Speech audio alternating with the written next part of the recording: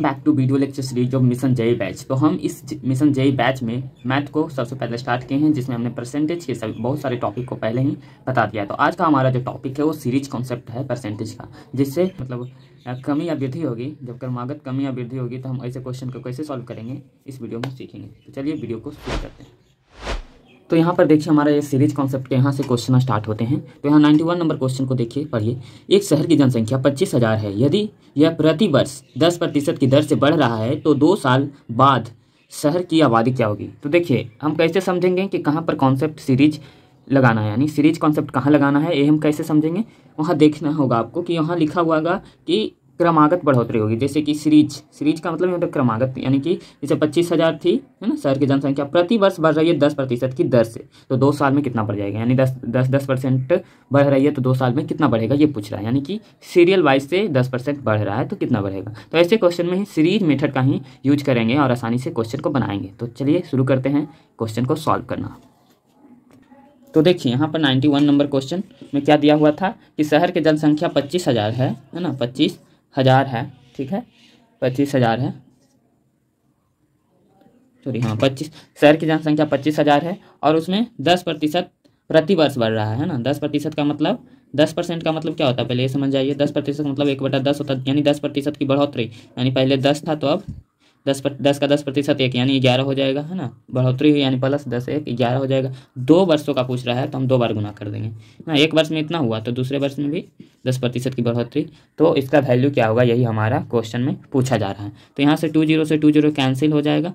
अब इसको हम मल्टीप्लाई कर देंगे तो 11 का स्क्वायर आपको याद रखना कितना होता है 121, उसको 25 से मल्टीप्लाई कर देंगे। कर दीजिए 5 5 2 10 0 1 और 605 है, फिर 2 2 2 4 और 2 कितना हो जाएगा हमारा, यहाँ हो जाएगा 5 2 10 3 30 25 हो जाएगा। और यह 0 है तो यहाँ 0 आ जाएगा, हमारा क्या हो जाएगा 30,250, यही हमारा आंसर हो जाएगा। तो इस तरीके से आप आसानी से ऐसे क्वेश्चन को सीरीज वाइज सॉल्व कर सकते थे, यही हमारा आंसर हो गया। देखिए कितनी आसानी से निकल गया, क्योंकि वो कह रहा था 25,000 है जनसंख्या और 10% की दर से सालाना बढ़ रहा है, तो 2 ही साल का पूछ रहा है तो 2 बार मल्टीप्लाई कर देंगे, आसानी से ऐसा क्वेश्चन सॉल्व हो गया। चलिए अब नेक्स्ट क्वेश्चन की ओर बढ़ते हैं।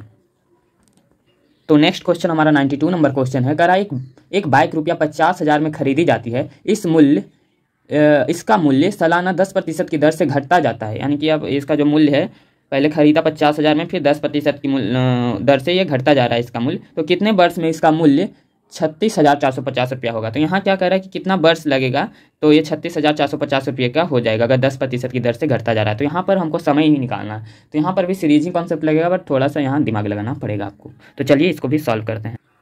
तो यहाँ हमारा जो 92 नंबर क्वेश्चन वो क्या कह रहा है कि 50,000 बाइक का दाम था, 50,000, ठीक है।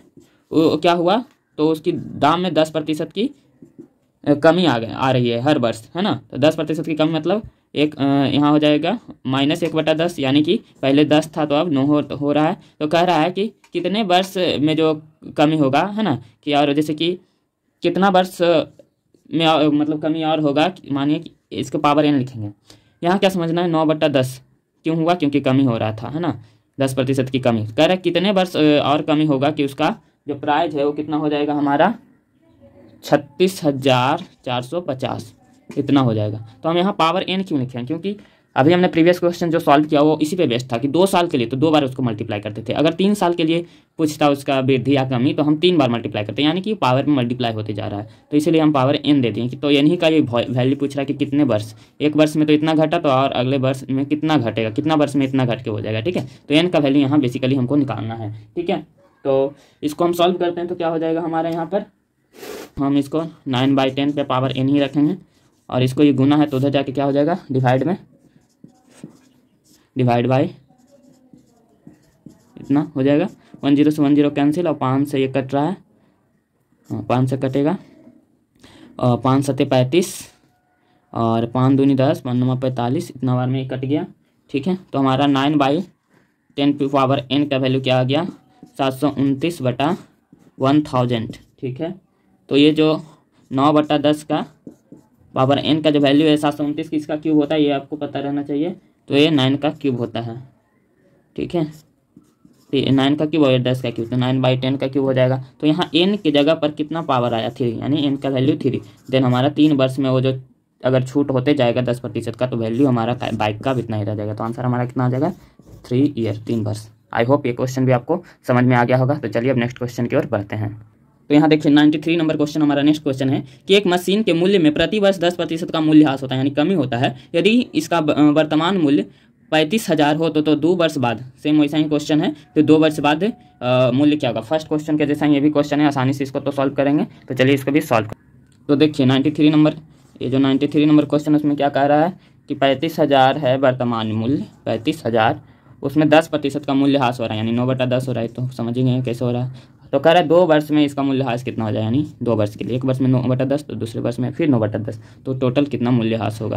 यानी 100 से 100, 2 0 खत्म। अब इसको मल्टीप्लाई कर दिए, 81 को 35 से मल्टीप्लाई कर दीजिए, ऐसे ही कर दीजिए ना, आसान होगा। 35 और 35 8 जा 8 5 जा 40 का 4 0 4 कैरी, और 8 3 जा 24 24 और 4 28।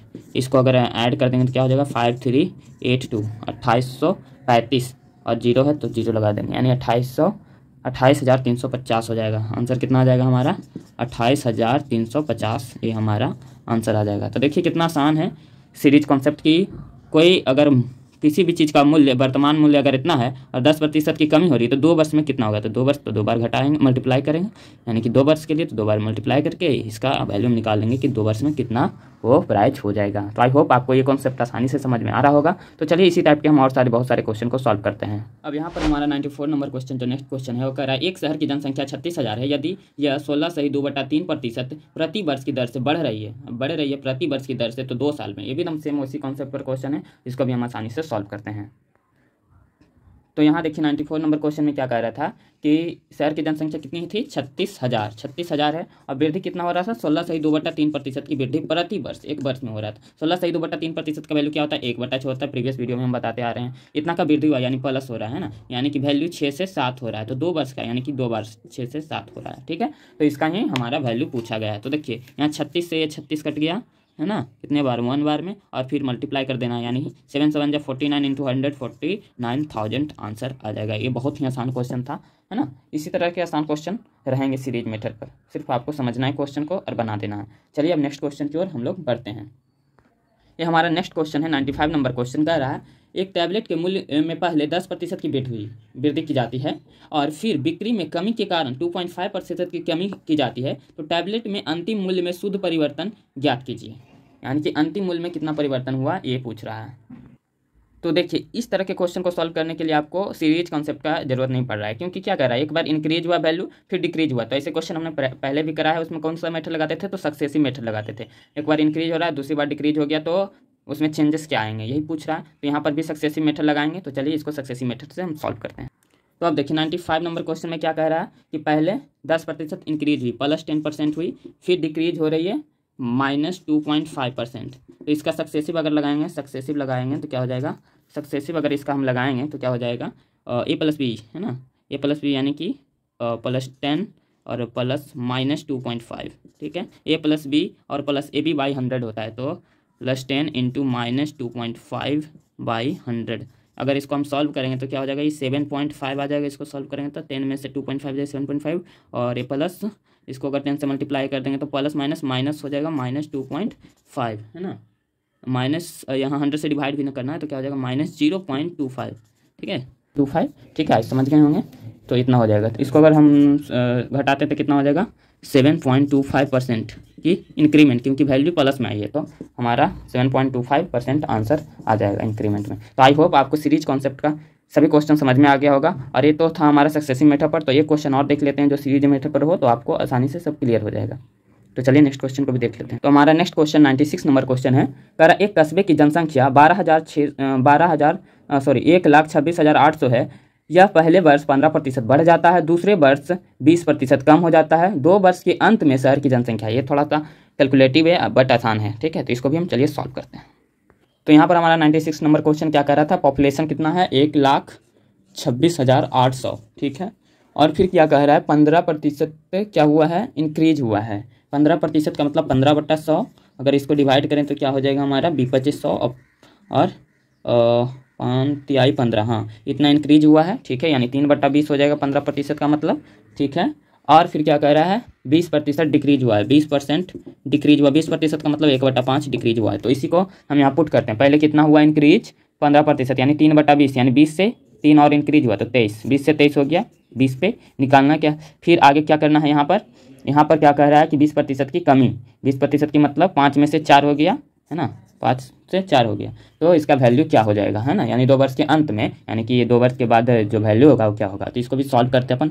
तो क्या हो जाएगा 0 से 0 कैंसिल, 2 5 जार 10 से ये भी 0 कैंसिल, उसके बाद हम इसको मल्टीप्लाई करेंगे तो हमारा आंसर आ जाएगा। ठीक है, तो मल्टीप्लाई कर दीजिए। तो मल्टीप्लाई करने के बाद आपका आंसर आ जाएगा 1,16,656। ठीक है, ये मल्टीप्लाई करने के बाद हमारा यही आंसर आएगा है ना। ठीक है, तो आई होप आपको आज सीरीज कॉन्सेप्ट के सभी क्वेश्चन समझ में आ गए होंगे। तो मिलते हैं नेक्स्ट वीडियो में, तब तक के लिए धन्यवाद। और अगर आप कैलकुलेशन को मजबूत करना चाहते हैं तो कैलकुलेशन का वीडियो भी हम बना देंगे अगर आप कमेंट करेंगे तो मिलते हैं नेक्स्ट वीडियो में, तब तक के लिए धन्यवाद।